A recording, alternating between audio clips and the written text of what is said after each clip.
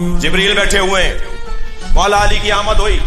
इसे मशारिकुल अनवार में भी, अल क़तरतु मिन बिहार फ़ज़ाइल नबी वल इत्रा अल्लामा मुस्तंबित ने भी, और अल्लामा मजलिसी ने भी, और आयतुल्लाह जवादी आमली ने तफसीर तस्नीम और अदब फनाए मुकर्रबान में भी कितने हवाले दे दिए मैंने आपको, जो जल्दी इस वक्त याद आ गए।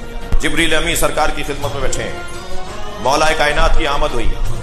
मौला को देख के जिब्रील खड़े हो गए, आगे बढ़कर मौला का इस्तकबाल किया। मेरे मौला नबी ने पूछा, या जिब्रील, ए जिब्रील, तुम इस जवान का एहतराम कर रहे हो? कहा, या रसूलल्लाह, ये जवान नहीं, मेरा उस्ताद है। सरकार ने पूछा, सुन लीजिए हदीस, सरकार ने पूछा, ये तुम्हारे उस्ताद कैसे है? फरमाया, या रसूलल्लाह, जब अल्लाह ने मुझे खल्क किया तो पहला सवाल मुझसे ये कहा, मन अंता वमा अना, बताओ तुम कौन हो, मैं कौन हूं?